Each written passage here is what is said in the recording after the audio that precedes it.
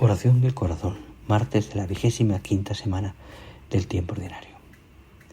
Ven, Espíritu Santo, ven a sanar mi manera de reaccionar, para que frente a las agresiones reaccione con amor, para que frente a las burlas reaccione con comprensión, para que frente a las preocupaciones reaccione con la súplica, para que frente a los imprevistos reaccione con creatividad, para que frente a los fracasos reaccione con la esperanza, para que frente a los errores reaccione con constancia, para que frente a la desilusión reaccione con confianza, para que frente a los problemas reaccione con paz, para que frente a los desafíos reaccione con coraje, para que frente a tu amor reaccione con alegría. Ven, Espíritu Santo. Amén. Hoy celebramos a Nuestra Señora de la Merced, patrona de Barcelona y de la Orden de los Mercedarios. El Evangelio es de San Lucas, capítulo 8, versículo 19 al 21. En aquel tiempo vinieron a ver a Jesús, su madre y sus hermanos. Pero por el gentío no lograban llegar hasta él. Entonces le avisaron: tu madre y tus hermanos están fuera y quieren verte. Él contestó: mi madre y mis hermanos son estos, los que escuchan la palabra de Dios y la ponen por obra. Contemplamos a Jesús sentado, rodeado de la muchedumbre, a la que instruye con su palabra. Él mismo es la palabra divina hecha carne, como esa lámpara que no debe ocultarse bajo una vasija, sino que puesta sobre el candelero, ilumina las conciencias de todos. Queremos ser como Samuel, a quien dice la Escritura que mientras crecía, su cercanía y atención al Señor era tal que ninguna de las palabras de Dios, el que a Dios se le dirigía, cayó en vacío. O como María, de Betania, que sentada a los pies del Señor escuchaba su palabra. Inesperadamente, algunos de los presentes interrumpen a Jesús para avisarle de que fuera están su madre y su familia. Andan buscándole, quizá porque la conversación se haya prolongado más de lo debido. Era ya habitual. La muchedumbre gozaba al escuchar al maestro de Nazaret. Todos se quedaban admirados de su enseñanza porque les enseñaba como quien tiene potestad y no como los escribas. Jesús aprovecha la interrupción para desvelar algo inesperado. El verdadero parentesco con Jesús procede más que de los lazos de la sangre, de la escucha de su palabra, del cumplimiento de la voluntad de Dios. Así actuaba María, la madre de Jesús. Antes de concebirlo en su seno, escuchaba a Dios, ponderaba en su corazón esas palabras y los ponía por obra. Y así dio como fruto virginal al mismo Hijo de Dios. Ella es modelo de vida cristiana. Escuchándole e identificándonos con sus enseñanzas, no solo somos discípulos suyos, sino que nos convertimos en hermanos de Jesús, hijos de un mismo Padre. Solo así podremos dar fruto, que muchos descubran su parentesco con Dios, su filiación divina.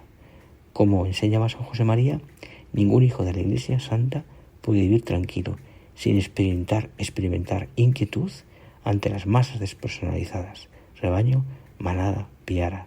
Escribí en alguna ocasión: cuántas pasiones nobles hoy en esta aparente indiferencia, cuántas posibilidades.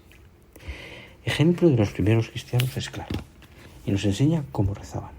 Eran asiduos a la enseñanza de los apóstoles, en la comunión, en la fracción del pan y en la oración. La fe se ejercita especialmente en la oración, en los momentos particularmente dedicados a la oración. La fe es trato con Dios. Le hablamos con esa seguridad de que siempre nos escucha, está atento a todo lo nuestro. Con la oración se eleva la mente al cielo, es un estímulo para pensar en las demás cosas celestiales. El alma se orienta hacia Dios y se enciende de amor. Es en la oración donde nuestra alma es atraída por Dios. Si hay oración, hay rectitud de intención. Es la oración el fundamento para que toda labor sobrenatural salga. Sin oración no es posible la santidad. Si se descuida la oración, todo se viene abajo. Fíjate bien, que el Señor se acerca para hablar cara a cara, con la intimidad del amigo que no quiere separarse de su amigo y que se interesa de tus cosas. ¡Qué contraste! Fíjate, el Todopoderoso, pendiente de mí, que soy limitado y de mi nada. La felicidad suma, atento a la naturaleza caída. El amor infinito permanece junto a mí, pobre ser, a mi ser que por algo caduco se olvida del Señor. Escribió una persona: si dejas tu oración unos días, lo notas tú. sentirás que ya no eres tan fuerte por dentro, te falta algo. Si la dejas más, lo notarán los de tu casa: mal humor, dejadez, susceptibilidad, egoísmo, etc. Si la dejas mucho tiempo, lo notarán todos, y lo que es peor, el ambiente de la calle comenzará a poder sobre ti. Almas contemplativas, y la contemplación es oración. Esfuerzo continuo para hacer de nuestra vida una vida de oración, enamorarnos del Señor. La oración nos da el endiosamiento bueno, diálogo con el Señor. En esto han de traducirse nuestros ratos de oración mental. Una conversación de enamorados, decía San José María, en la que no puede haber lugar para la desgana o para las distracciones. Un coloquio que se aguarda con impaciencia, al que se acude con hambre de conocer mejor a Jesús y de tratarle. Una charla que se desarrolla con delicadezas de alma enamorada y que se concluye con renovados deseos de vivir y trabajar solo para el Señor. Hay, por tanto, una necesidad en la vida del cristiano de la oración. Hemos de llevarlo metido en lo más íntimo de nuestra alma y llevarlo al quehacer diario, el convencimiento de que no se puede realizar ninguna cosa bien si no contamos con la gracia del Señor. En una palabra, que no podemos hacer nada si no somos hombres sobrenaturales, si no somos hombres que buscan a Dios con más ardor, si no ahondamos para ver dónde está ese Cristo que quiere configurarse en cada uno de nosotros. No nos cansemos nunca de rezar, haciéndolo siempre con mucha esperanza, aunque tantas veces no tengamos ganas.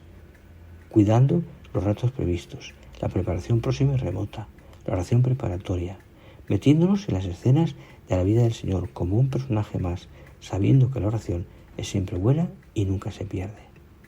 La oración da fuerza para los grandes ideales, decía San Juan Pablo II. Para mantener la fe, la caridad, la pureza, la generosidad. La oración da ánimo para salir de la indiferencia y de la culpa, si por desgracia se ha cedido a la tentación y a la debilidad.